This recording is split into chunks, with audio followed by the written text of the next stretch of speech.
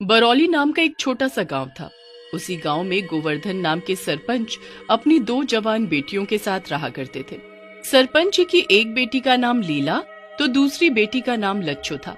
वे दोनों ही बेहद खूबसूरत और बहुत ही चंचल थी।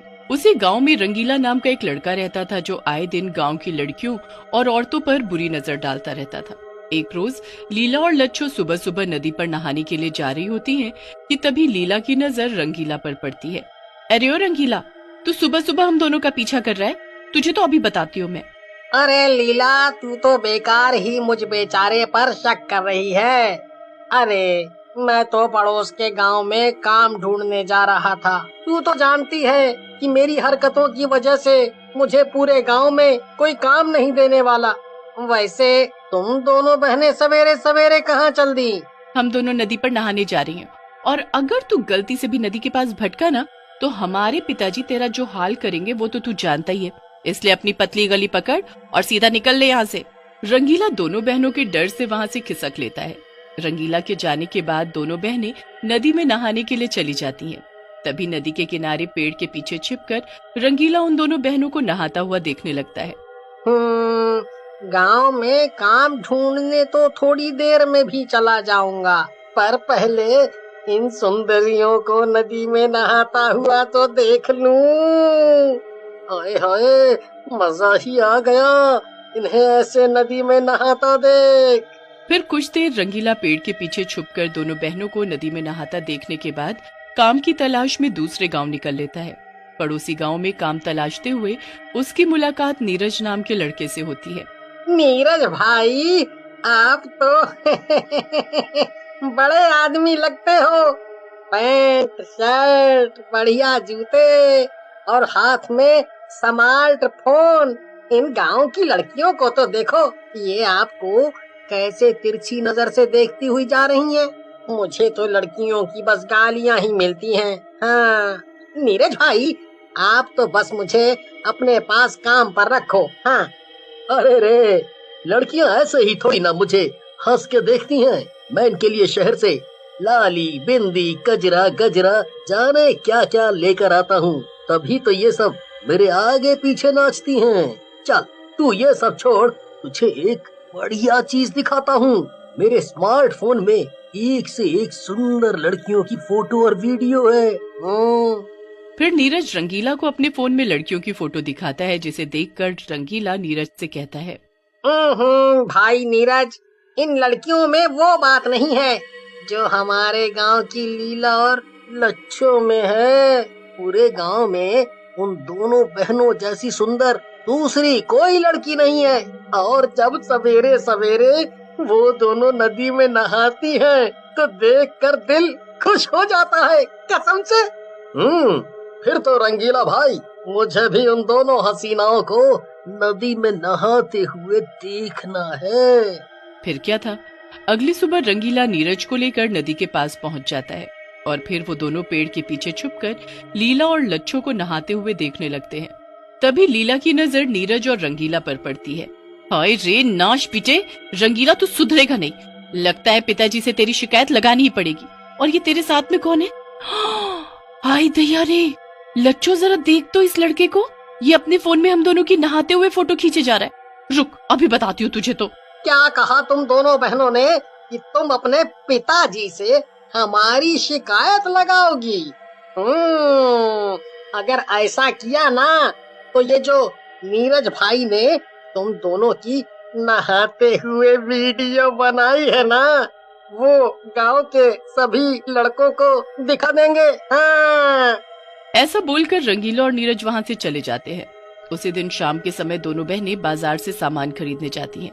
बाजार में सामान बेच रहा गणपत नाम का लड़का लीला और लच्छो से कहता है, नदी में नहाते हुए तो तुम दोनों इतनी गजब की लग रही हो कि क्या बताए तुमका, एकदम मस्त। हाँ। लगता है उस रंगीला और उसके दोस्त ने हमारा नहाने वाला वीडियो गांव के सभी आदमियों को दिखा दिया है, तभी ये सब हमें गंदी गंदी नजरों से देखे जा रहे हैं। तू चिंता मत कर लीला, कल उन दोनों को हम अच्छा सबक सिखाएंगे। अगली सुबह दोनों बहनें नदी में नहाने जाती हैं।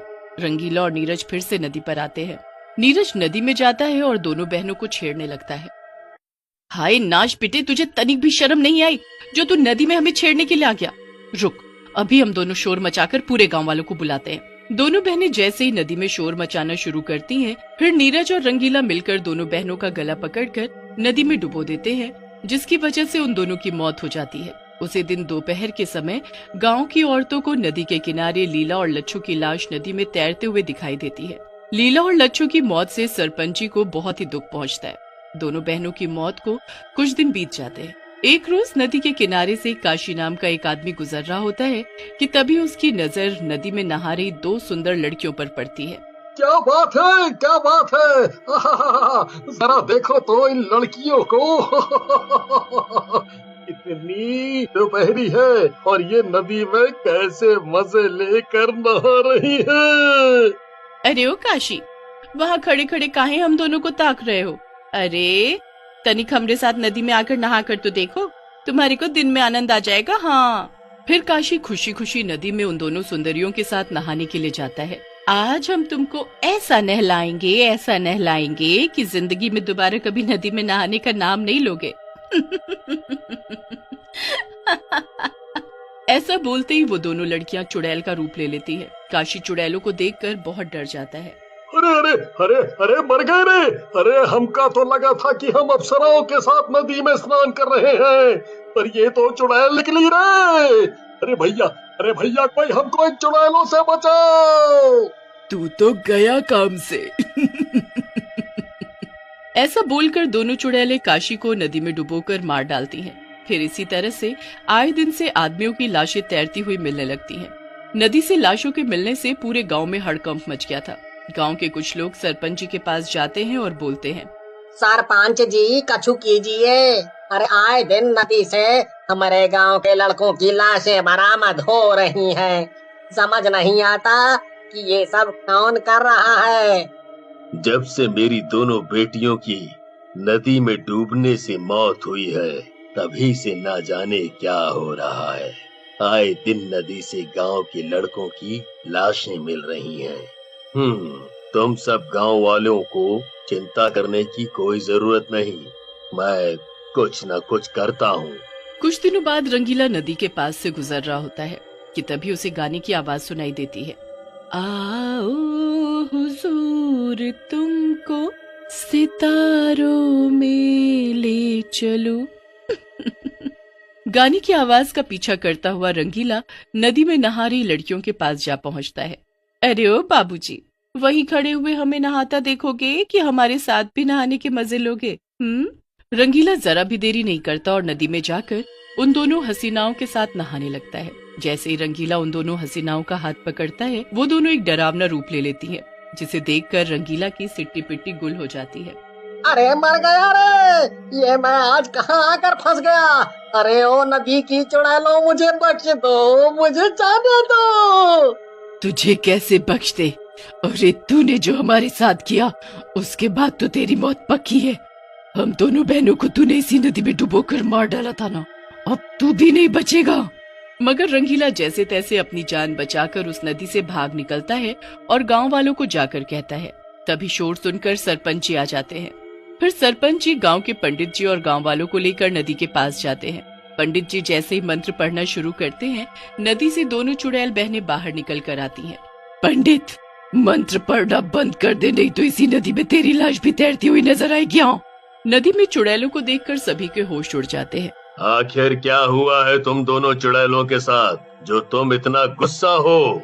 हम दोनों बहनें गांव के एक भी आदमी को नहीं छोड़ेंगी, सबको नदी में डुबो डुबो कर मार डालेंगी, जैसे हम दोनों को इसने नदी में डुबो कर मार डाला। इस रंगीला और इसके दोस्त नीरज को तो हम नदी में हमेशा के लिए दफन कर देंगे।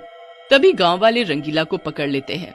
जरूर इस रंगीला ने ही कुछ किया है। चुड़ैल सरपंच जी को देखकर रोने लगती है और बोलती है, पिताजी, मैं लीला हूँ, आपकी बेटी, और ये लच्छो है। फिर दोनों चुड़ैल सरपंच जी को सारी बात बताती हैं। फिर गांव के सभी लोग रंगीला और नीरज को पकड़कर पेड़ से लटकाकर फांसी दे देते हैं और इसके बाद गांव के सभी लोग लीला और लच्छो चुड़ैल से अपने किए के लिए हाथ जोड़कर माफी मांगते हैं, जिसके बाद वो दोनों चुड़ैल बहनों की आत्मा को शांति मिल जाती है और वो नदी से गायब हो जाती हैं।